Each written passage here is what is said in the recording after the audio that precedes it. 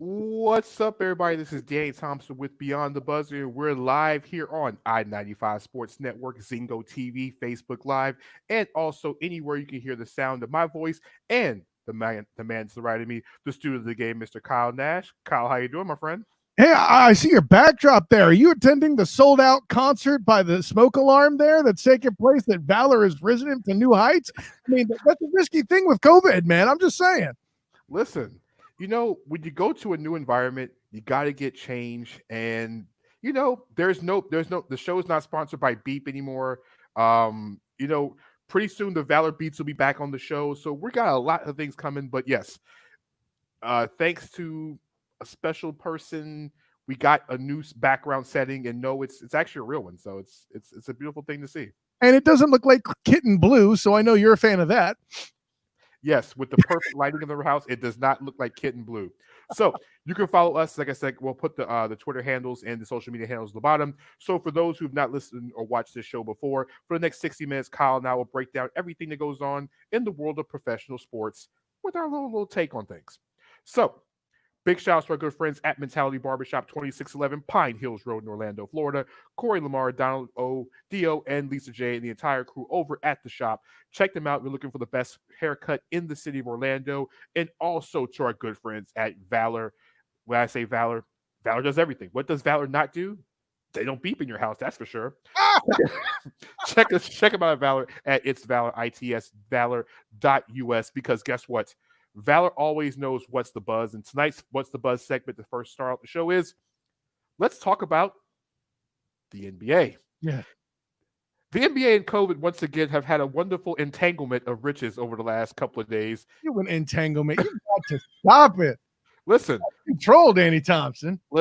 the NBA and COVID have had entanglements all week that has also caused kind of a bit of an uproar when it comes to things as far as is food, players getting injured, players who were not there, players breaking quarantine, and we still haven't even gotten through the first week. So, for those keeping track at home, let's update you what's going on. Two players have broken quarantine, and it has gotten out within the last 6 hours. Rockets forward Bruno Caballero and also Sacramento Kings forward Rashard Holmes have broken quarantine. Now, we don't know why Bruno had his situation, but we do know Rashard Holmes left the quarantine situation to go pick up some food from a delivery driver. All right. So now we're speaking on food.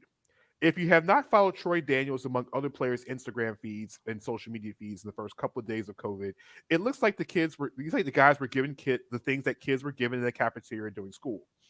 They were given packages of things here and there. And of course, these guys make millions of dollars. It's not a pretty situation, by the way. So you have guys breaking quarantine. Speaking of COVID, COVID also has gotten to one of the NBA's elite players in the league, in Russell Westbrook. Russell Westbrook announced on Twitter today, and the Rockets also confirmed that Russell had tested positive for COVID, and that's the reason why he's not in Orlando at the current moment. Well, COVID strikes again. So, for those keeping track at home, that's another player that is not with the team. Monte Morris, about maybe 45 minutes to an hour ago, had also said he's been feeling and having asymptomatic symptoms due to COVID and is waiting another test before he joins the team in Orlando. On top of that, the NBA has reported that two players have tested positive for COVID inside the bubble. Those players have been isolated, and even maybe we don't know how many of those two players have been sent home. Ladies and gentlemen, the NBA bubble is not a week old, and we have news before we even got to the first scrimmage game. All right, Kyle. Now that you know all this, and also for those keeping track at home, the Denver Nuggets is missing Michael Porter Jr., Gary Harris, Torrey Craig, Monte Morris, among other players. Um, Guys, James Harden has not shown up for the Houston Rockets, as well as Luke Biamute. There is an unknown Orlando Magic player that has not shown up to the bubble. I don't want to speculate on what player it is, but if you follow the Magic social media, you kind of have, and you watch the players' pictures, you kind of got an idea who it is. I'm not confirming anything or denying anything. Just follow the Magic social media. You'll figure out which one it is. James Ennis just joined the team the last couple of days. So Kyle, We've learned a lot, and I'm trying to break down the NBA COVID in a grand total of 5 minutes. Kyle, is this a mess or what? I mean, we knew it was going to be a mess. Yeah, and you beat me to it, Randy. I'm not sure how asymptomatic symptoms are a thing. What does that mean? Well, But asymptomatic symptoms are you might have it. You have symptoms because remember you can catch COVID asymptomatically and correct. have it without having the actual symptoms. Okay, so he tested positive, but he's asymptomatic. Got it. Okay. No, but what? See, so here's the thing. I'm more worried about the stuff right now, honestly, that's happening outside the bubble. When you look at it, there's 2 dudes testing positive of 302. That 322. 322. Thank you. Well, that favors me. That is actually kind of a good thing. Listen, anybody testing positive is obviously a bad thing, but 2 out of 322, that ain't so bad. I'm not going to front on that. But here's what I'm thinking is I'm more worried about these cats that are outside the bubble that haven't arrived yet. You know, a lot of people, if it's something other than basketball, we've heard that news. If it's something, you know, if it's not basketball, people are starting to, how you say, jump to conclusions about what it is. And without the beacon of light known as Gene Wojnarowski out there to settle. Big Woj. And we'll get to him in a second too. But you know, I'll put it this way. It's making news, in my opinion, more news than it should, because there's not a lot else happening other than the MLS, which, I mean, you know, while Randy was there pointing out your asymptomatic symptoms, he was also stoked that we spent 2 to 5 minutes on the MLS last week. So I get it. But but I say all that to say that we're already panicking. It might get worse. That's all I'm saying. If you're worried about 2 out of 322, well, I can't help you. Again, it's all bad. We don't know if there's contact tracing. We don't know if it's spread. But I'm with you. I mean, if you expected this to be a comfortable situation, to be something that makes sense, you had a bad expectation. Now, granted, I didn't expect the members of the press to be charged the $140 COVID test for each outing. Those are the ones who are not in the bubble the entire time, by the way. Yeah, correct. That's a bit of a challenge, but that's a whole other piece. It's stay there 10 weeks or pay that. I mean, it's interesting, but and you know, Rodney, I'll put it this way. That take you have right there is a lot smarter than the play calling Rich Rodriguez ever made on his offense. Anyways, so I listen, as a coach, I think Rich Rodriguez is overrated. I don't care what team he coaches. Danny might, but that's another topic of discussion. Listen, I and what was it? It's going to be something like that going on. Somebody going out there because they had food delivered and then walked to it. Nah, man, they going to catch me. Son, the mouse is everywhere. Okay. Well, not to mention, speaking of Rodney's comment, yes, there was an Instagram model who said she's already been invited to the bubble already. Oh, God. Already. Now, mind you, there's also a hotline. I think I mentioned this in a previous episode, a previous show, that there's a hotline that is anonymous that you can actually call to let some grievances out, like players leaving the bubble. I don't know. I want to know who's going to be the first one to call this line. I just want to know who it is, by the way. Also, other news that are actually on the positive side of the bubble. Now, we said we did mention Adrian Wojnarowski has been suspended by ESPN due to a comment that he made towards United States Senator. Words that we cannot use on this airway, but once I say hashtag free Woj, that's all I'm going to tell you. If you don't know the story, follow on social media. Verb pronoun. Anyways. Verb pronoun and exclamation point. There we go. All right, but let's talk about the actual stuff going on the court, because obviously we can talk about all the stuff that's going off the court at length here. Indeed. So on the court, what's been going on inside the bubble? Well, Victor Oladipo might actually have a change of heart. After working out for the last couple of days with the Pacers, there's actually a chance that Oladipo might change his mind and actually return to the Pacers. That is good news for the Pacers, because guess what? You want no part of what that steam train called Giannis is in the playoffs. The longer you stay away from him, the better. Agreed. Also, at the same time, the Philadelphia 76ers have talked about starting Shake Milton at point guard. Great. Because guess what? Ben Simmons has been practicing at power forward throughout the duration of the entire time Philadelphia has been inside the bubble. So Interesting. that means Al Horford's going to the bench, which means the Sixers might actually have some shooting from the perimeter. Yay! Brett Brown's coaching for his NBA life here. So guess what? I'm all for it. Hey, listen, if you're going to be coaching for your NBA life and you're into situations for the first time in a long time where you're going to be looking down the barrel of the postseason here with Simmons and Joel Embiid both healthy, bruh, that's not a bad place to be if you're coaching for your job. Exactly, especially if you know how to actually use your rotations and know how to use Al Horford and Joel Embiid not together. Also, other news that are going on inside the bubble. Okay, the Magic have been practicing. If you've watched the Magic, you've seen pictures of Jonathan Isaac or with the team. I advise you, as a Magic fan, don't believe the hype. Jonathan Isaac will not be playing in the bubble at all. The Magic have Jeff Weltman has said this since January that they don't expect Isaac to return. Even with all the time off, Isaac has not been cleared to even do 5-on-5 at this point. Why would you risk potentially your franchise player to come back for what, 12 games? I'm talking the 8 in the bubble, and then you're talking about the playoffs. It's a rush job. Do not let him play at all, especially if he hasn't been cleared. That's all I'm going to say about that. That's a very easy one for me. It's an easy point. I know Magic fans want to see Jonathan Isaac on the floor, and I get it. The Magic have every reason to catch the Brooklyn Nets. And if you don't catch the Brooklyn Nets for 7, after Brooklyn's lost half their roster and had to go find Jamal Crawford, Michael Beasley, Dante Hall, and 3 employees from CVS to help fill that roster because nobody else is playing for Brooklyn. Hey, how convenient. They can help with the testing. Hey, listen, you got to do it. You got to find teammates somewhere. If they can't catch the Brooklyn Nets at this point, it's really not a good idea. But it's not a good look. They can catch Brooklyn, and I'll be honest with you, they can give Toronto a series. And even if Miami can catch Toronto for the 3 speed, they definitely give Miami a series. They're not catching 6, but they can also do what they need to do. Tank to keep our draft pick. What draft pick? If it's the Magic's draft pick, listen, have you not seen where the Magic been drafting for the last 10 years? Right. Real quick, if we don't make the playoffs, we keep our draft pick. Which one, the Nets? The Nets, yeah.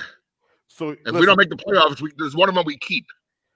Listen, that's a great thing. You have every opportunity to keep the pick because if you've seen that roster, the only thing you're relying on is Karis LeVert, Jarrett Allen, Joe Harris, and like I said, 3 CVS employees. And a pack of Skittles at center. No, Jarrett Allen can play center. What you're missing a point guard that works at the cheesecake place over in Brooklyn. All right.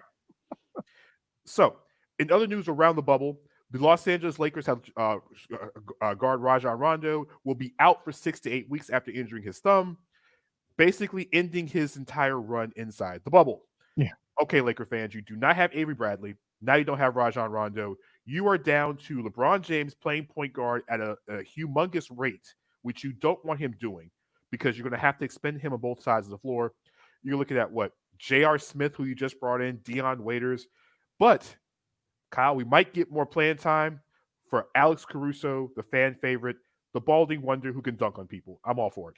But, hey, listen, I'd rather have Precious on the court than J.R. Smith. I'm just saying. Speaking of Precious, she says hello, by the way. All right. So, have her on the court. I don't think she has much of a crossover.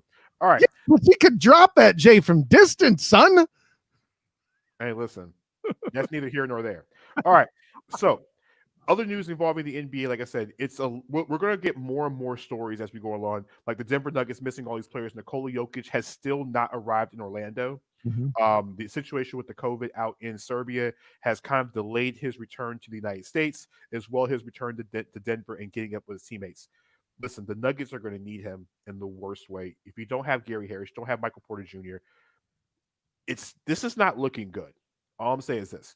And the one thing I've been saying, Kyle and Newbie, I've been hammering this point is the one thing no one is talking about this entire time is the Disney employees are not subjected to COVID testing. Right. And they're also allowed to go home. This is the reason why I feel like this thing will get clipped before we get a champion. Because you have all these employees running back and forth home, and the only thing they're really doing is temperature checking. if you read the report from USA Today and also other media outlets about the Disney employees, is the fact of, guess what? It was not an NBA decision. It was the fact of Disney did not want to cut the check to have every employee tested on a consistent basis. So they're doing a lot of the same testing that your fast food restaurants do when it comes to the temperature spot on your forehead. This is not a good look for the NBA. But Kyle, you know who is winning when it comes to professional sports? It's not the NBA. It's not the NFL. It's the NHL. Really? Why is the NHL winning once again? Why, yes, Danny. Why is the NHL winning once again? Well, listen, number one, besides the fact they're going to play all their games in another country, they went to Canada. They're like, you know what? We're getting away from all this foolishness. Let's go to Canada. Edmonton and Toronto. Ladies and gentlemen, that's how you started off. Number two, the other thing about the NHL, which I feel like they're winning in, when it comes to all this, is they signed a collective bargaining agreement with the players and owners. They ratified it. The players had to sign off on it last week. And guess what? No player is penalized for not going to the bubble. Ladies and gentlemen, that's how you make sure your players feel safe. If you go to the NFL, which we're going to transition to in a second, because we have Redskin talk to talk about, if you transition talk about the NFL, like Donovan Smith of the Tampa Bay Buccaneers does not feel safe playing NFL games in September. And you know what? I don't blame him. All right. He's looking to see all these different athletes and all these people around him catching the coronavirus. He's in the state where it's the worst coronavirus in the country. 15,000 cases in Florida on a Saturday, the day before Disney decides to reopen his doors. The NHL has told their players, listen, if you don't feel safe and you don't want to travel across international borders, stay home. We won't make you feel bad and we won't take it out on you for not showing up. That's how you take care of your players, ladies and gentlemen. You don't penalize them for not showing up. Now, as far as the pay goes, it hasn't come out, but I don't think they're going to be withheld without pay. I just don't think they're going to get their full salary. That's understandable. But at least if you're paying them some kind of amount for health concerns, it's all good. Because also the WNBA is going through the same thing in Bradenton as well, too, because girls are testing positive for COVID. Jessica Breland's one of the others. I was on the Phoenix Mercury call yesterday. And she's not going to be part of the team because guess what? She had survived. She survived Hodgkin lymphoma when she was at North Carolina. So she's considered at high risk. So she will not be playing. This becomes an issue problem. So I was on the call yesterday, Kyle, with the Phoenix Mercury and star guard Skylar Diggins. And might I tell you, it was a very interesting conversation with Miss Diggins Smith as well, too, because she's one of the ladies that does not want to be there. And it's a family situation with her. The players are having issues with families and their children being able to be inside the bubble. See, I'm with you. The NHL is doing it right by going to another country compared to going to a state, which, I mean, if you've seen any of the numbers, you know, they're throwing around the title of the epicenter of the world for COVID being in Florida right now, right? 15,000 new cases on Saturday, as you mentioned, which is an astronomically, stupidly high number. But I mean, I don't want to get too much into that, but I could certainly see the advantage of going to Canada for the bubble. However, there is something creepy in the news that Canada is considering closing the border between the U.S. and Canada, which could only raise the drama therein for the NHL and the players arriving at that bubble. I would say this: if they did that, the NHL players would probably get a special visa and exception to get into the country and get out. Oh, sure, but it's just another factor that they have to deal with, is what I mean. Hey, listen, Canada's safe at this point. That's all I'm saying. All right, now let's go back to the story of the day that was supposed to be the story of the day until Russell Westbrook's story broke earlier in the day. And this morning, we all woke up to a name change to the NFL.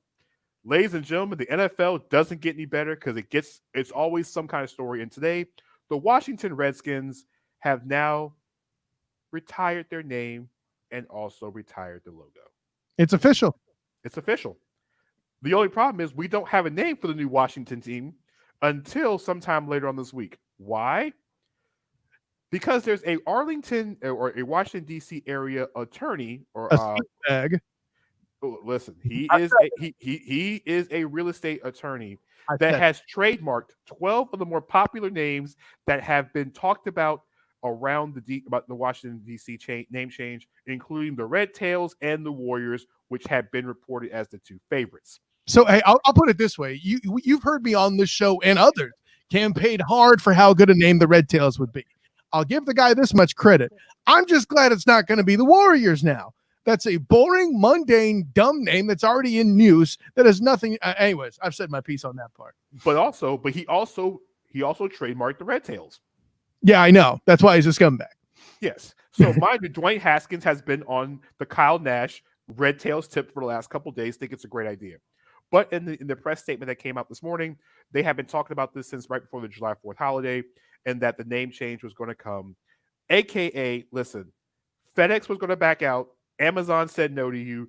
Nike said no to you. Mhm. 3 of your owners were about to say bye. AKA, money talks and names walk. Quite. Yes, Summer Tissue reports that the Warriors are overused. Yes, it is. And I think the Warriors are a little bit too close to Redskins at this point. I think it's a little bit too close to what the Redskins name was. I get the name Warriors, but keep it out in Oakland. I'm saying this. If we can't do the Red Tails, I am all for the Washington Monuments. Stop it. Why not? I mean, I would rather see something like, if they want to keep the whole Warriors thing, I think, perhaps the Washington Soldiers or something like that, something that can it still takes away from the previous motif.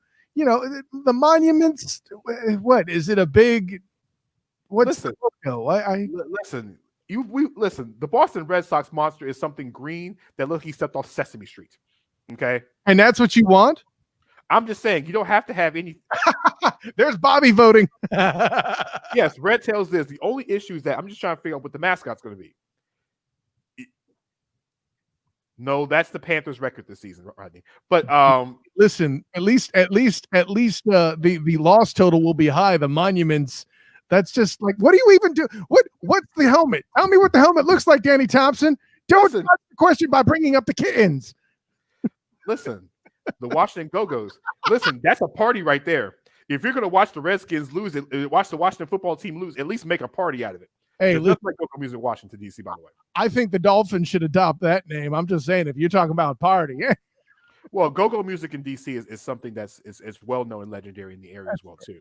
So, but if you look at the landscape of how the name is going to change, for a while, I'm going to probably say Redskins because I'm so used to saying it. If my whole thing is, if you're going to change the name, I think you might need to change the colors as well, too. All I'm saying is that, like Summer Tissue I mentioned before, if you're going to change the name, you might as well overhaul everything. There's some there. I don't know, man. I don't disagree with the concept, but I think it's a good compromise to keep the colors but change the logo. You know what I mean? You could. Like I said, if you're going to do a full reset, now if you can't have the Red Tails, which I think is what Kyle or what Bobby showed earlier as the logo, I think it's a great looking logo. I'm all for it. You can come up with a mascot later on. You can have a whole bunch of pilots. I don't know. I just know one thing: a plane as a mascot's not going to work very well. That's what I'm going to say. Why not? But who's going to dress up as a plane? Well, you ain't got to dress up as a plane. Listen, if the New England Patriots can have a detachment of Minutemen firing muskets on the field, okay, the pilots, like you talked about, can be on the field firing fake anti-aircraft guns for a touchdown. They'll do more firing than Dwayne Haskins down the field, that's for sure. But still, hey, listen. But no, I think as far as the city of Washington goes, I think it's one of those name changes. It's about time. Now, if you look at other sports, the Cleveland Indians, you're now on the clock here. With the Redskins changing their name, the Indians are on the clock. The Atlanta Braves said, we're not changing nothing. We'll get rid of the tomahawk chop, but we're not changing the name. Okay. I understand not changing the name, the Atlanta Braves, because the adjective word brave is such a big. Oh, Jesus. That's worse. Why, Bobby? Bobby, that mascot is worse looking than the original New Orleans Pelicans mascot, the one that scared every kid before they changed the logo. Oh, you mean the team that should have been the New Orleans Brass? Anyway, Well, the Jazz are in Utah. Listen, if we had done this right, they would have changed the Utah name to the Grizzlies. Memphis would have went to the barbecue, and the Jazz would have been down in New Orleans. the Memphis Barbecue, as dumb as that sounds, I love it. It's better than Washington Monument. Listen, the Memphis Hogs. There you go. Where's barbecue? Pork, ladies and gentlemen.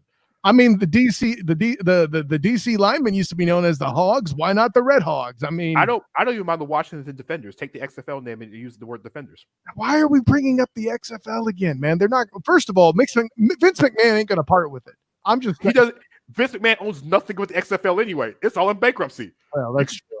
You can go buy that. You can go buy that for $1 over at Publix right now. I mean, it's better than the Monuments, but that's still a dumb name too, man. I'm not feeling it. I think if you're going to stay with DC, guys, something that's going to be something with DC. Not as bad as Falcon.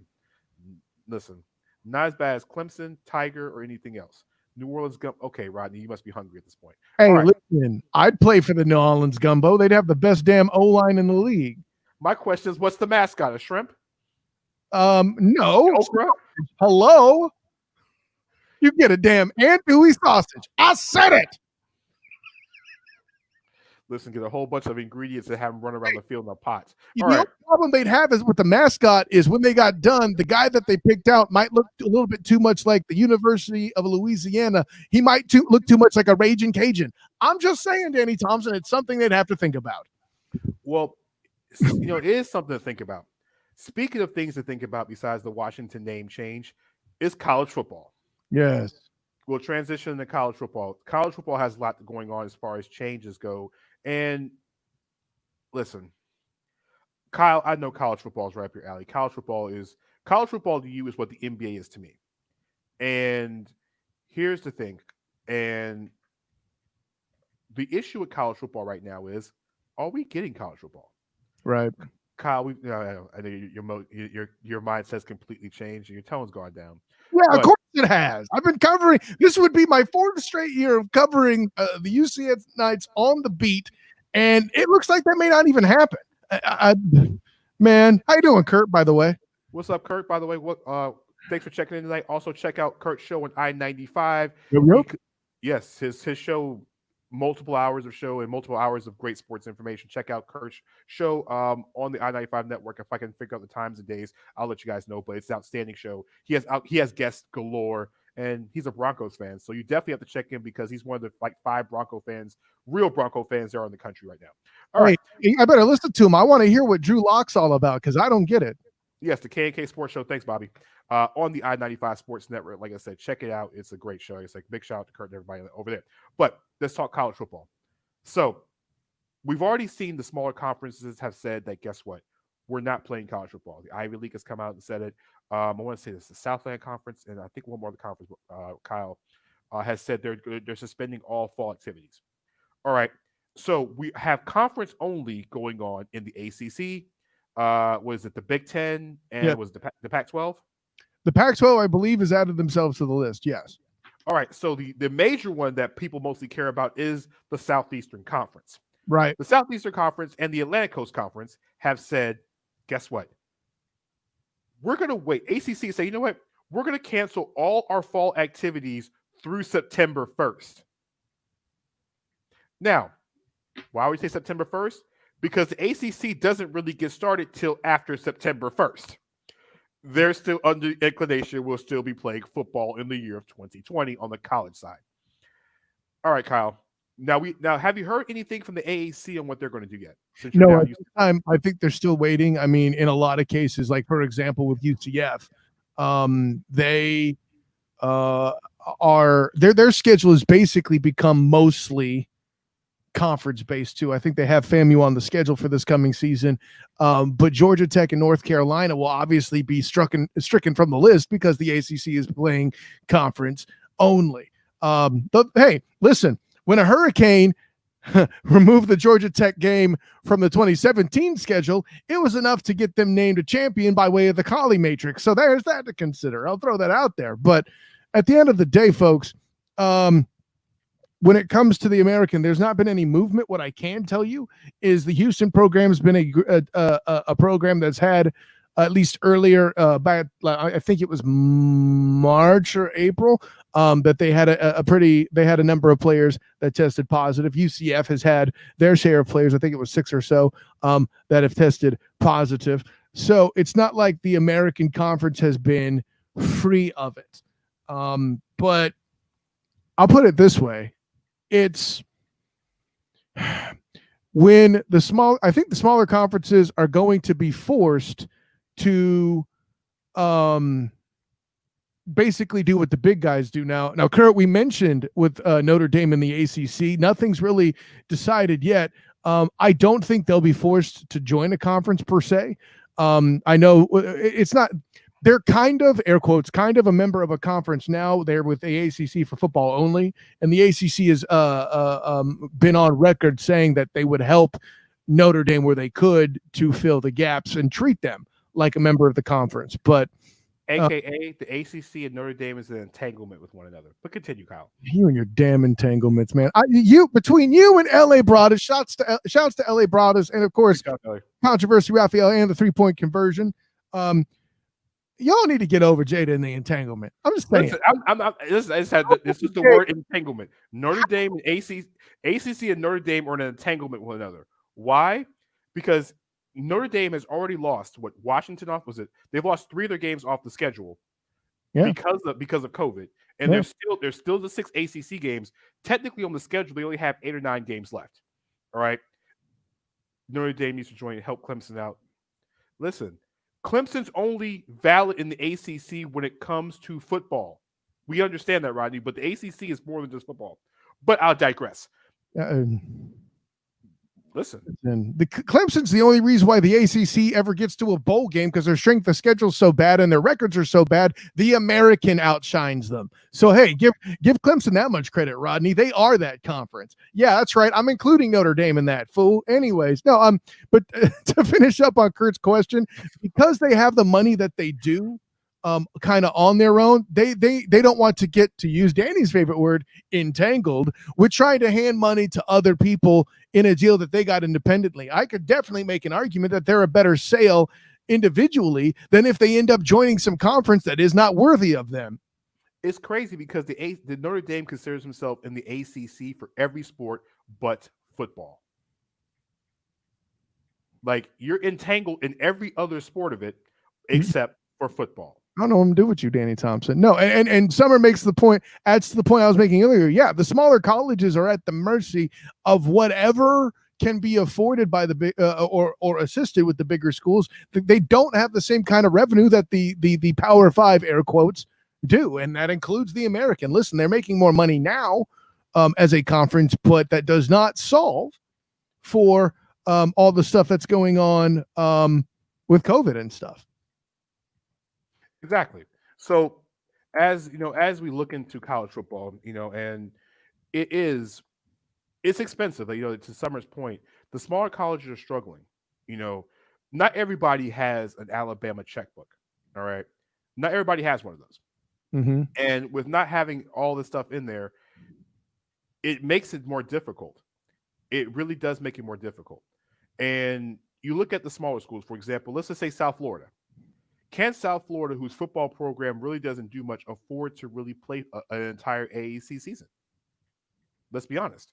You say Houston's one of them, but I think with Rice, you look at the smaller teams in the AAC, can they really afford with their football budgets to go out and go spend the money? Can Marshall go out and make these moves and go play in these conference games? Well, to keep it in the conference, right? Tulsa, I don't think has that kind of a program yet. They're getting better, and they're looking question: which school actually has the budget for it? That's a good question. I think UCF might be the only one that spends enough on football to do it. That's an interesting question. I don't know that I'm prepared to sign off on that, but I mean, it's like we said, it's not what the Power 5 conferences would. And listen, if we're going to talk about Falcons in the fourth quarter, maybe your guys should dive on a fumble first, Rodney. Anyways, so when it comes to the small schools, I'm with you. The budget's the issue. I'm not really sure exactly how we pick that up. And yeah, Rodney, exactly. Stanford cut a whole other sports that weren't football. But that's different. Let me see. Here's the thing. I have the issue with the Stanford cutting 11 sports. All right.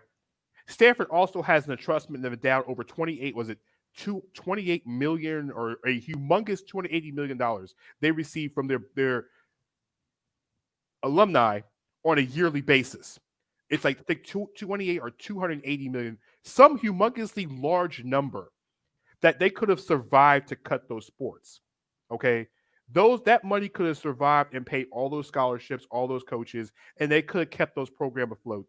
The 11 sports that Stanford cut, I don't see it. Cincinnati, maybe. But Stanford, one of the most expensive private institutions in the country, yes. I mean, it's different. Those schools are different. Stanford has a different type of. Have you seen Stanford's tuition? It's insane. It's insane. So when you have stuff like that going on, the 11 sports don't mean that much to me.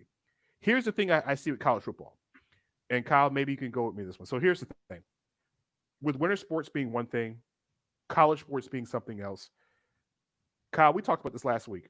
I got a feeling spring football is coming. Remember, we lost spring football with the XFL. We lost spring football with the AAF. Let's get some spring college football, ladies and gentlemen. Let's get some spring college football going on. Like I said, we have nothing else to watch at this point. I mean, Kyle, don't you want to see stuff like this going on in the month of February after the Super Bowl? Listen, man, I was in there.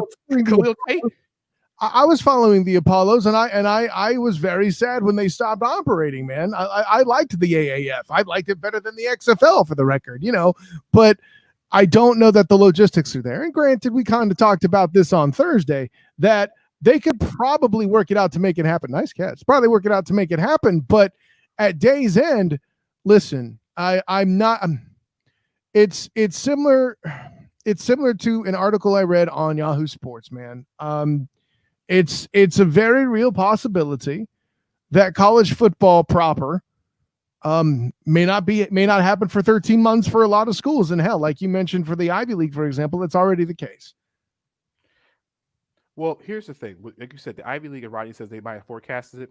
Listen, you can forecast it all you want to, but the thing is, not many schools have the investment have Stanford's endowment. No, very few schools have that. I understand if this is like you mentioned before, Tulsa. If Tulsa covered 15, if they cut 12 sports because of COVID, I understand. But like I said, Stanford has deep pockets. I'm not buying it. I'm just not. And besides, Kyle, if you watch the highlights, we're seeing these different players from college football this season. Kyle, don't you want to see this in February or March? Listen, man. I told you, I miss the AAF. I get it. If they did it, but this is better than the AAF. It's college football. I listen. Like I said, if they do it, of course I'm going to watch it. Of course I'm going to try to take my butt in there, and if with a mask, if I need to be in the press box for it. I just don't know that all the logistics surrounding administration and attendance in school and all this other stuff will be accounted for. It's going to be an adjustment. Can it happen? Maybe. I don't know, man. I'm not sure if it's going to happen or not. Here's the thing. So, like, when we look at, these are some of the stuff we're going to miss in college football. Like, you see these last second plays. Oh, the Cal Ole Miss play was just brilliant last year. 4th and goal to tie the game, and Ole Miss couldn't get it done. Listen, I had a great time covering the dang Cure Bowl, which was Liberty versus Georgia Southern. So it's the triple option versus a smaller team, bro. I get it. I'm there. Well, and Rodney, I definitely see the top prospect thing not playing in the spring, but I could also argue just as hard. If I'm a prospect, I want to play in the spring. I want to play in the spring. Exactly. I have the opportunity to shine right before the combine. Hell, I did it on the field. Why do you need me to fly to Indiana other than the interviews? Here's the thing. Also, at the same time, remember, when college football season ends in January, you have 2 or 3 months off after the All-Star games, everything else, before you wear pads. Mm-hmm. By the time, and then you have to get yourself back into shape and everything else in between. If you have a chance to play a season and it ends in March, the combine's only 2-3 weeks away after that. You don't have to worry about. Some of it's already started by March. I believe it's late February. It currently starts. Well, that's what I'm saying. You don't have to worry about being in shape. Right. You're going to be in your top physical compete form. And like you said, Kyle, you're going to be ready to go. These coaches you'll have more and more eyes on you because guess what? The NFL's already over. Right. Now, the only problem is keeping these players academically eligible during non-football season. That's what I'm getting at. Summer says that the idea of spring football is great. I'd rather see spring football than, of course, I would too. But what I'm saying is, I just think it's a great contrast, especially with the way the logistics are. Listen, you'll have a lot more. Homecomings will change, a lot of traditions will change. But listen, we ain't got much losing situation because college football fans, listen, the hammer's coming. Whatever conference decides to, we're going to kibosh it, the rest of them will follow suit. Here's what I will say unequivocally, Danny. If they do have fall football, for the love of Pete, cut the marching bands, people. There are people I'm close to in the UCF Marching Knights. They still haven't made a decision yet in that athletic program because they technically fall under the athletics program at UCF in terms of budget. They still haven't made a decision on whether or not to cut the Marching Knights from the game. Dudes, why are you hesitating? Stop it. Okay, as a guy who performed as a member of a marching band in college at UCF, don't do it. Yeah, don't get rid of the bands. That's part of college football. That's part of it. Tailgating, bands. Well, no, I'm saying you need to get the bands out of the equation here. That's the only undue risk. I think there's more of a risk, but like I said, listen, you can't cut the bands out because that's part of college football. Man, listen, I ain't marching for you in COVID-19. That's all I'm saying. I can find another class to take. Listen, for some schools, the reason why they go to games is because of the band. Listen, I'm aware of FAMU's situation. FAMU was 11-1 last year. I'm not talking about FAMU. Okay. I was talking Division I schools. Oh my goodness, I forget the name of it. South Carolina. No. Hey, listen. South Carolina State. Yeah. South Carolina State. Division I, Division I. I'm talking full-fledged BCS qualities, BCS eligible schools. They have bands that are better than their football teams. Okay. I'm not talking about any of the schools in the FCS. Offer one. Put your money where your mouth is, Danny Thompson. Listen, the Stanford band's better than their football team. The Cal band's better than their football team. All right. If you really want to do that, we can go there. There's some pretty bad football teams with really good bands. Hey, boo me all you want. I'd want to be there too, but I ain't getting sick for it. I seen the way band kids operate. It ain't exactly sanitary all the time. I'm only throwing that out there. These are the facts. Listen, the football players, I'm not buying that one either, Kyle. All right. What do you mean not buying? I'm the only guy you know that's done both. Hey, listen. And Kyle, speaking of only player, what I just went Colonel Nathan on Jessup on you, son. Speaking of playing both ways, Kyle, we didn't get this early in the show. What jersey are you wearing tonight? Oh, well, tonight this is very classic.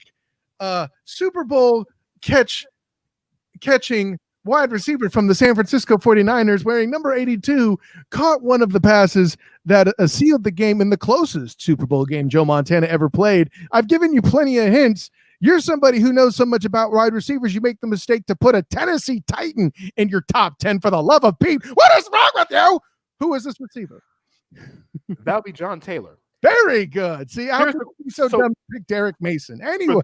For those who didn't watch the show, myself and Mr. Controversy, Mr. Raphael Haynes, we do a show called Top 10 on Sunday nights here on Facebook Live. And last night we did top 10 receivers of the 2000s. And I had Derek Mason in my top 10 all time in the 2000s. Listen, Derek Mason caught 10,000 yards in the decade. He was top 5 in catches, yards. He had 7 1,000-yard seasons and did it for 2 teams. Oh, that's great. I love how you can definitely manipulate numbers so that they lie. It's okay. How can I lie? 1,000 yards is 1,000 yards. I don't care what you say it is. It doesn't make him a great receiver. It doesn't make him a top 10 in the 2000s. I can beat that. Top 5 in catches, top 5 in yards, and also caught 60 touchdowns in the decade. Only 3 receivers did that in the decade, Kyle. Right. Again, it's a number thing. This is why you people got fooled by Brett Favre, who threw more interceptions than anybody in the NFL. Listen, I didn't say anywhere because of the division he was in. Listen, Kyle, I'm not putting people on pedestals in this situation. I said Derek Mason. I think Derek Mason is extremely underrated. Okay, Derek Mason does not, but he's not top 10 in the decade of the 2000s. Nope. Kyle, it's kind of hard to name 10 better receivers than Derek Mason. Your boy Contra did it. Holla at your boy. Derek Mason was on his list. Where? Now, do you put him higher than 10? I think he was like 9. Then Contra wrong too. Next question. So you just said find somebody. He did it, and we both had him in the top 10. You're both wrong. I'm sorry. I saw him put Hines Ward. I love the pick. I had to leave because I had to go handle things with my daughter because daddy time. But I missed. That's why I missed number 9. I'm sorry. You're both wrong, Danny Thompson. Kyle, take your Tennessee Titans self away from this conversation. Since we're talking about since we're talking about pedestals and raising things and things that are great. I love this way. So as we segue into our favorite segment of the evening, it's time for Mount Rushmore. Well done, Danny Thompson. That's way better than you and Contra's Derek Mason pick. Oh, come on. Listen, the only flag I caught was not having Steve Smith in my top 10. But yeah, I got yours. You're very wrong. Actually, you know what? I just took your answer. There's your top 10. Replace Steve Smith, who's still too low at number 10 for Derek Mason. I win. Moving on. Steve Smith wasn't in my top 10. And you're still wrong. I'm not wrong. Yeah. I said Wes Welker was better than Steve Smith in the decade. So what? Oh, Fight my God. Fight me. All right. I don't need to. You done hung yourself with your bad football knowledge. I'm sorry. Three of the top 11 single season catch records. 3 of the top 11 single season catches was Wes Welker in the decade. 3 of them. 3 of the 11 receptions in one season. As a member of one of the best receiver corps in history, as a member of one of the best offenses in history, on the other side of one of the best receivers in history. 112, 126, and 111 in 3 consecutive seasons. If you don't look into the numbers, they're just fake. I'm sorry. Numbers don't lie when you get that many questions. You get that many passes. Lie, and you've just proven it by trying to tell me Wes Welker is better than Steve Smith. Steve Smith, who has broken a decade. 1,000-yard seasons with the only quarterback that was really great in his career being Cam Newton. The only reason why he doesn't have more than 2,000. We're talking the decade of the 2000s, not career. You're decade.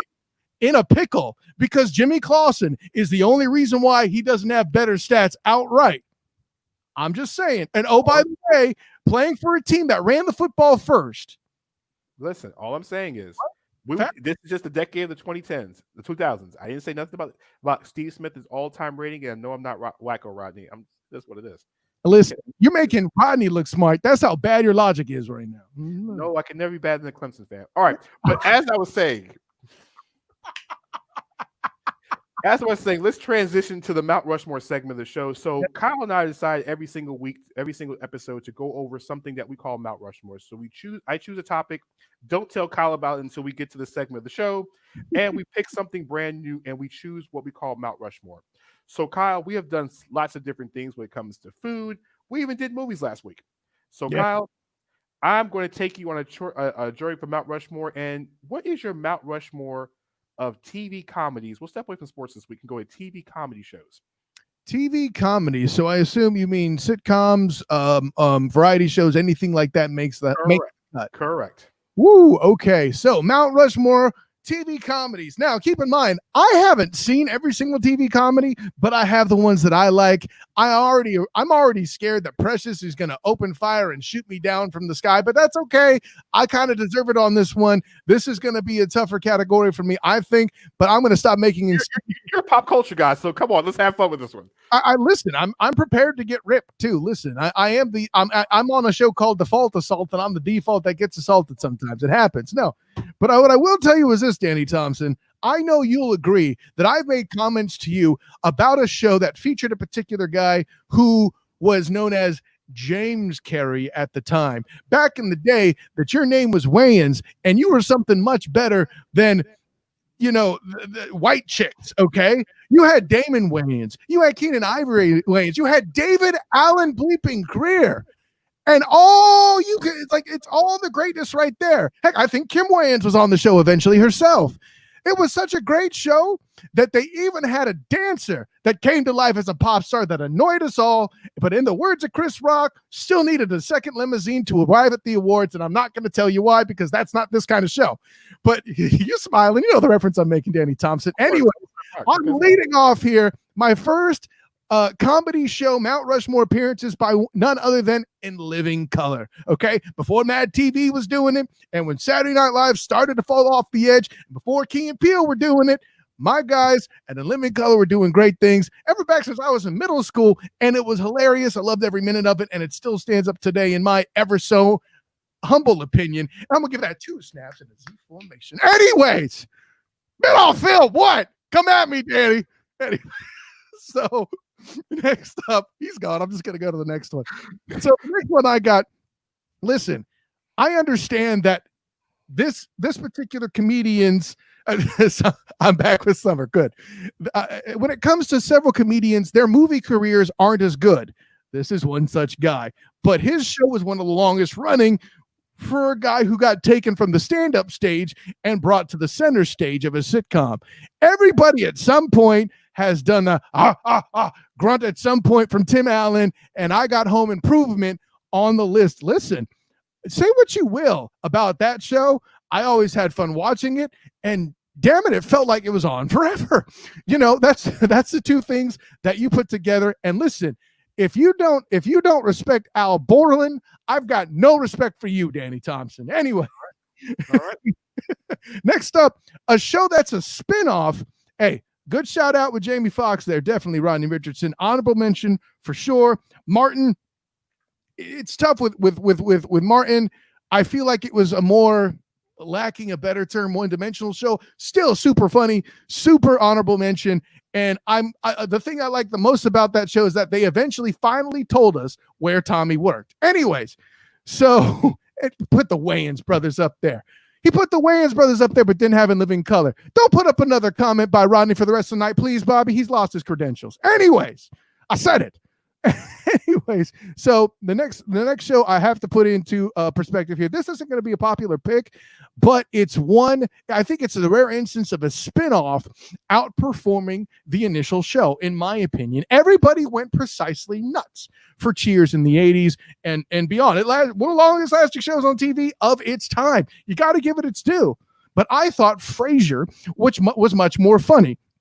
Now we can make jokes about the particular demographic of the show. And listen, I don't eat that much wine and cheese myself, but I don't know what it was. I enjoyed that show. It was clever at all times, maybe because it involved a guy with a radio show. I don't know. I'll throw it out there.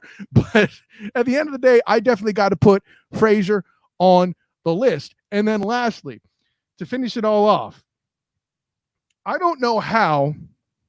And I wasn't even somebody who regularly watched this show. I picked it up in syndication and said, I get it. But there's a reason why they call it one of the greatest comedies of all time. And when the show was departed, it was still one of the best and may have been able to keep going, frankly. Fortunately, I think in this case, it was let go at its right point, if based on the episodes I've seen.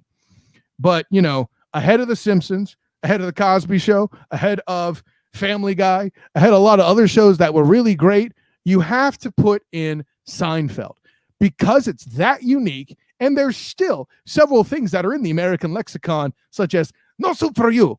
You put Derek Mason in top 10, no soup for you. You would need a true feat of strength and to bring a Festivus for the rest of us that would actually, I'm not going to make another Derek Mason joke, but you see what I'm going as far as the references that are made and from a show that's literally said it's endearing things. It's a show about nothing, for the love of Pete. So for those keeping score, Frasier, Seinfeld, In Living Color, and Home Improvement. All right, Bobby, what you got over there? Let's see if Bobby pops in. There you go. Bobby, what you got back there? All right, I'm going to go with purely on the basis of belly laughs. In no particular order, I got Seinfeld too. Mm-hmm. Curb Your Enthusiasm is, the past couple seasons have been phenomenal. I'm so excited it's back again. I think the funniest show I've ever watched, the first 3 seasons of Arrested Development are off the chain. And I think for fourth, I have a tie between Modern Family and Family Guy. This guy bringing in ties. Okay, I guess we're gonna let him, because he's running the boards in the back, and he's in New Jersey. We'll let him take that 4. Let him take 5. You got your video at the last minute in the show. You got to show him love for that. We'll pretend that his Mount Rushmore has a Roosevelt statue where one side is Franklin and the other side is Theodore. Okay, moving on. There we go.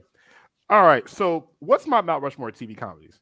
All right, so to me, all right, there's a lot of comedies on this list, but for me, there's no particular order. First and foremost, I think we're all in agree with Seinfeld. Right. It's a show about nothing, and every joke in Seinfeld, whether you didn't get it or not, was just freaking hilarious. All right, all the way around, it was just classic all the way around. Now, Kyle, I'm gonna disagree with you on this one. Martin is one of the funniest shows that has ever been created. Martin is a great show. I'm not taking away from that. Listen, Tommy didn't have a job. You had Shanae living across the hallway. Forever, Shanae is still one of the best episodes. The episode where Varnell Hill or Martin and Casey going back and forth singing "Forever My Lady" was hilarious. The vacation with the rat, the New Jack City episode with the fake Doberman was great. The fake Doberman episode, literally on the floor crying on a regular basis. All right. Now, In Living Color is still one of my favorite sketch shows of all time, but this show I have just ahead of it. The first 2 seasons of the Chappelle Show. Chappelle Show is a good call. It's just flat out classic television. Let me tell you this. The only reason I don't have Chappelle Show on the list is longevity. Sometimes greatness doesn't need it. And I'm throwing away season 3 anyway. Hey, But season 1 and 2 of Chappelle Show almost it's something I can watch over and over and over again, not because it was 2 seasons, because the jokes are still hilarious right now. Absolutely true. Hey, listen, and this is me. You're doing a little different than me. That's okay. You can make this Gale Sayers and get it in. I'm all right with that. And now number 4 on my list. Here's the thing. There are 2 shows that go neck and neck with the 4th spot for me. All right. Like I said, I've already mentioned Chappelle Show. I've mentioned Martin. I've mentioned Seinfeld. All right. I told you how much I love In Living Color. All right. In Living Color is still one of my favorite TV shows to this day. But you mentioned about a TV dad itself. You mentioned Homer Simpson, but to me, the best TV dad on television gets no better than Al Bundy. And Married with Children. As a child growing up, with Fox being like one of the 3 channels we had in the house growing up in my early childhood years, right? Married with Children arguably was the reason why I used to get in trouble for staying up on Sunday nights. All right. Listen, I don't know what was funnier. Al beating up all of Kelly's boyfriends and running him into that door and just kicking him out the house, or the interaction between Marcy and Al on a regular basis. It's up there with Martin and Pam on Martin, how they interacted with just the pure comedy and the complete insults. Al was a shoe salesman. Okay, here's the thing. Why was it funny to me? Because I grew up in a household of shoes. My mom sold shoes for a living. Hell, I sold shoes in high school. Okay, I worked at the same job as my mom in high school selling shoes. All right, so a lot of the stuff Al Bundy did, I did it myself. But you didn't score 4 touchdowns in one game for Polkai. That's a fact. Listen. But as far as the stories of women's shoes, I knew that. I lived that life. Okay. Okay. All right. So I have Martin. I have Married with Children. Chappelle Show. Martin, Married with Children, Chappelle Show, and Seinfeld. There's too many comedies out there. A great list, Danny Thompson. I think you have scored 4 touchdowns in one game, and with each of your faces on Mount Rushmore, 100%. I'll definitely give you your list. I mean, In Living Color was hard to leave off any list, because anytime, like you said, Jamie Foxx, you got Jamie Foxx was on the second set of In Living Color. You forgot Tom. You didn't mention Tommy Davidson too, by the way, not for nothing. It's there's nothing better than a foot fetish, Danny. No, I know one thing. I'm gonna say this to you, Rodney. 18-32. Why is he still posting Bobby? We told you to ban him. He's lost his No, because here's the thing. Okay. Rodney, I know you're watching. 18-32. Kyle, you know what 18-32 is? I'm sure you're going to tell me. That's the Panthers. That's the Kitties record against the Falcons Oh, Jesus. all time. Wow, that's pretty pathetic. I guess that's what happens when you have Jimmy Clausen as your starting quarterback for a season to ruin Steve Smith's numbers. No, that's just called bad drafting. You know, the bad part is Kyle. Carolina has almost a 500 winning percentage in their entire career in the NFL.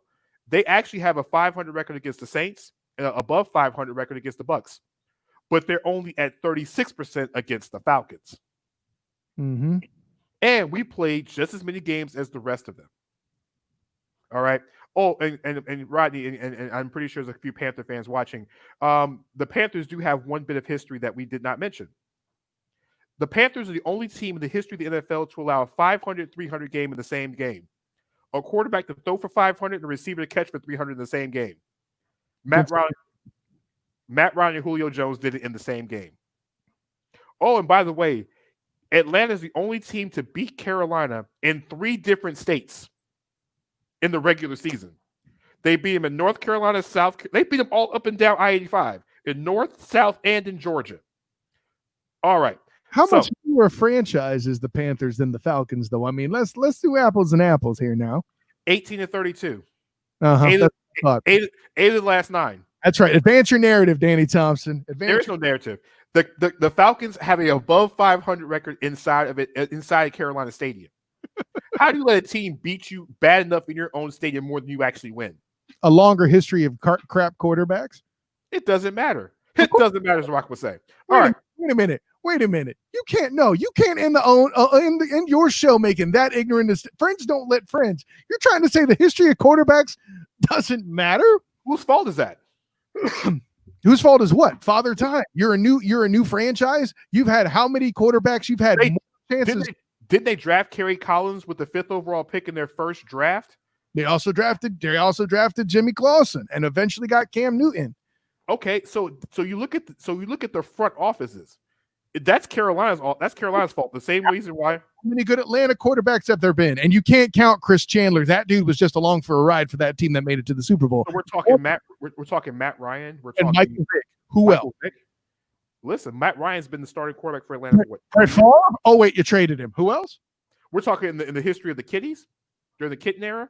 Sure. I mean, Chris Chandler was the quarterback in the beginning. No. Chris Chandler is not a great quarterback. Next question. You're asking the question: who were the quarterbacks? Who? I said it was Chris Chandler into Michael Vick. Okay. Then we had Matt Schaub for a little bit. Then it transitioned into Matt Ryan. Okay.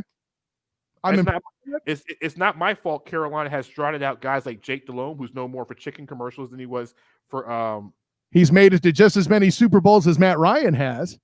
And guess what? They won the same amount. So what are you talking? What at least my quarterbacks won an MVP.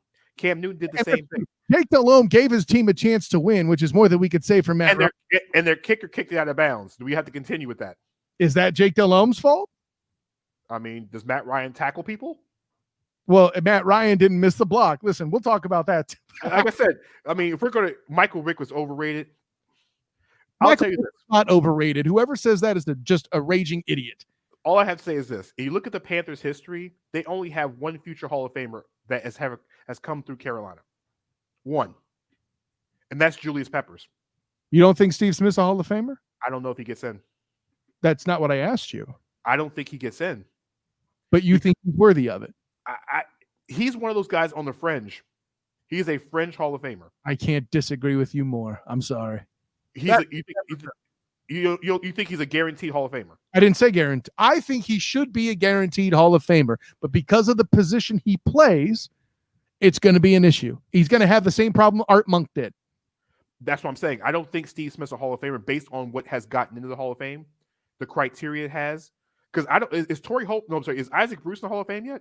Yeah, I'd have to look. I don't think Isaac Bruce is in, and Isaac Bruce's numbers was way better than Steve Smith. It's again, you and your damn numbers. It's not always about just the numbers, okay? But here's what I'm asking you: you have a Hall of. This is my last question. I promise. You have a Hall of Fame vote. Steve Smith is on the ballot. Do you check the box? Here's the question: who else is on the ballot? that year? No, don't wimp out on me here. No. Because Steve Smith's one of those guys. Depending on who is in the Hall of Fame class that year, it really depends on if Steve Smith gets in. It really does, because Steve Smith goes in the Hall of Fame class with, let's just say, Randy Moss and Terrell Owens, for example. Just give an example. I don't know if he gets in that year. What class? What? Well, and granted, Has to be a weaker class. I can't. It's got to be a weaker class for the position, perhaps. I'm saying in general, it cannot have too many heavy names on that list for Steve Smith to get in, and that's not a knock on Steve Smith. The Pro Football Hall of Fame is one of the harder Hall of Fames to get into anyway. That's true. John Lynch still isn't a Hall of Famer, and that's a crime. Exactly. So what I'm saying is, it's more of one of those things where it depends on who is in the class. I'm not saying that he's not to me, he's not an automatic Hall of Famer. He's not automatic. Like, if I say wide receiver right now, Hall of Fame, Calvin Johnson's an automatic Hall of Famer. You see what I'm saying? Okay. When I look at Calvin Johnson, I look at Steve Smith, I don't see the same parallels. Well, hold on. I'm sorry. I'm afraid the fact that he had a weaker set of quarterbacks where Megatron had at least Matt Stafford throughout his career. Yeah, Cam Newton, who won an MVP award. Okay. And before that, who do you have? Jake Delhomme, who you're not in favor of, and Jimmy Clausen. Who else did Calvin Johnson have besides Matthew Stafford? Did he have anybody else? I don't remember. If it wasn't anybody worthwhile, for sure. My point exactly. I don't know. But my point exactly, what I'm saying is, Calvin Johnson, I would say, is a automatic Hall of Famer. Steve Smith, I'd say he's on that fringe of being in the Hall of Fame. I just figure it depends on the class that he's in. Like you said, John Lynch should be a Hall of Famer. Mm-hmm. But John Lynch gets in these Hall of Fame classes with guys like Troy Polamalu and other guys like that in the same year. But he belongs in there ahead of Polamalu. He belongs in there ahead of Warren Sapp. He belongs in there. Not ahead of Warren Sapp. Mm-hmm. Those guys, absolutely he does. Okay? That front line was loaded. Sapp had tons of help.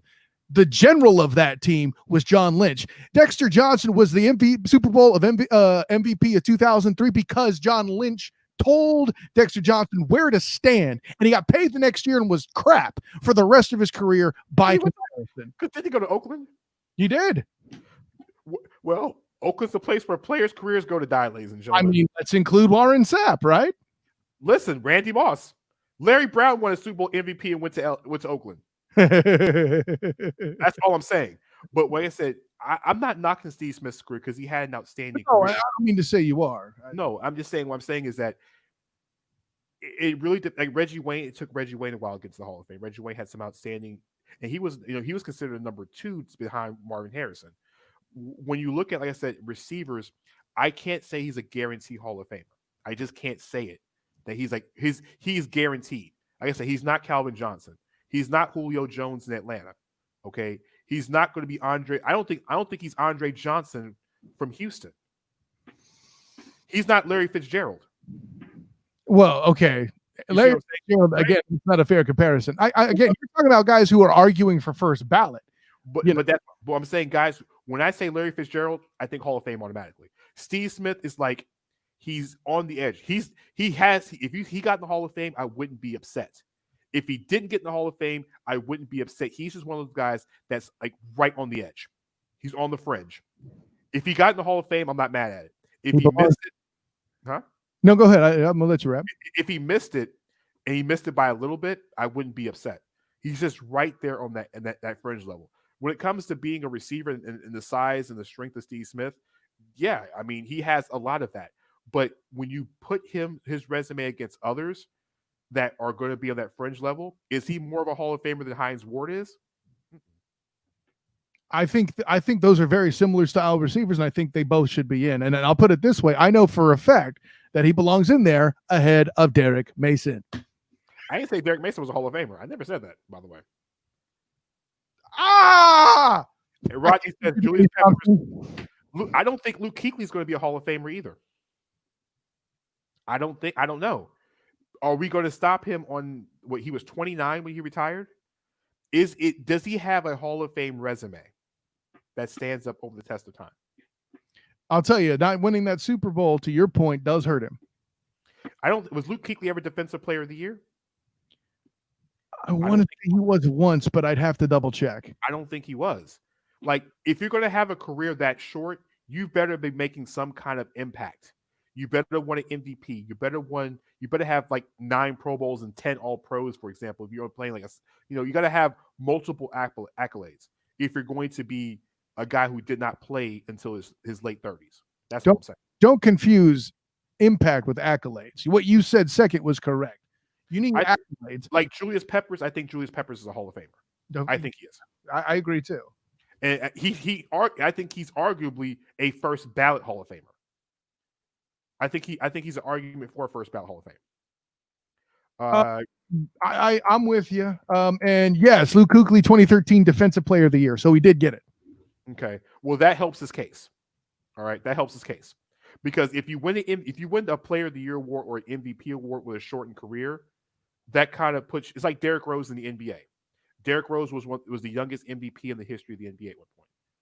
And that I'm not saying he gets in the Hall of Fame. He has to win like 6th Man of the Year and something else to get it, but it helps his case. Sure. Right? 3-sport after school pro. Okay, it was great until you mentioned after school programs and camps. At that point, okay, I'm done. All right. So Kyle, before we go, any shout outs? Hey, I tried to ban him. I'm just at this point, when he mentioned after school programs and camps, like what does that have to do with Hall of Fame? Absolutely 100% right. Like I was watching him make the case for his team, and then he did that silliness. I'm like, Rodney, this is why Danny disses you, bro. 4-12, ladies and gentlemen. Any shouts, Kyle? Anyway. Yeah, let me do a quick shout out to, of course, the Captain Company Morning Show with Captain Chris Hill. We interviewed the mayor of Orange County this morning, talking a bit about COVID and what the Orange County area is doing to deal with that. So Jerry Deming's coming on talking about that. So check that out. You'll find a link to that on either the Captain and Company Facebook page or my Facebook page, The Student of the Game, where I shared it. Of course, Danny mentioned the Pop Culture Show. That would be Hilarity by Default Assault. I record that on Wednesdays. Look for that too. Demosthenes is back in town, so we will be posting again very shortly. Yes, I want that Harlem Nights episode as much as you do to be released, Danny Thompson, and it will be delivered. Demos is getting sick of me, Danny Thompson. I know he is. And of course, check me out on Twitter at the SOTG, on Facebook as the Student of the Game, on Instagram as the SOTG. Danny. All right, so big shouts to the I-95 sports crew, my man Bobby Blackjack working back in the back of the studios. Big shouts to the 3-point conversion, Raphael Haynes, my man L.A. Broadus, Mike Patton, Karita Parks, Eric Urbanowski, Alex Ab Stanley, Damian Adams, the entire crew over there. Check us out on the 3pointconversion.com. We are really about to start the WNBA Blitz. And yes, I did say WNBA Blitz. A lot of us cover multiple teams in WNBA, so we're going to be giving you all access coverage throughout the entire WNBA playoffs and also through the bubble. Also, check us out, me and Kyle, on Thursday nights on Zingo TV, channel 195, which is I-95 Sports, as well as you can check me out on Talking Hoops on Tuesday night with myself and the Basketball Savants. Also, the team captain of LSU. I don't mean Louisiana State. I mean Light Skin University. My main man, Deshaun Tate, as well as top 10s with myself and Raphael Haynes at 7:30 p.m. on Sunday nights. So, top 10s, you mean? Listen, we're doing top 10 quarterbacks of the 2010s on Sunday, Kyle. Oh boy, y'all don't want me to watch that. I'll be all up in your grills. You know this. You know we love it. We love when you come on. But big shouts to everybody in the chat tonight. No, we don't know, Sean, to answer your question. Is it charity week? No, because listen, you got to represent the Sacramento Kings, okay? The Kings are that team, all right, by the way. All right, big shout out to the King, Marvin Bagley, one of my favorite interview guys in the entire league. So I got to rep Marvin Bagley, even though he went to Duke, but he's a good guy. He's not in Duke any longer. So follow me on Twitter at Danny3, which is DANY3 Thompson on Twitter, and every place else on social media. So for myself, the student of the game, Mr. Kyle Nash, I know we went a little bit over tonight, but listen. We have fun. Whatever. Sometimes it be like that. But for us, we'll catch you guys on Thursday night. Stay safe in the COVID. Like I said, do what you got to do. Keep your hands washed and don't and don't watch Panther football. All right, we'll catch you guys on Thursday. Peace.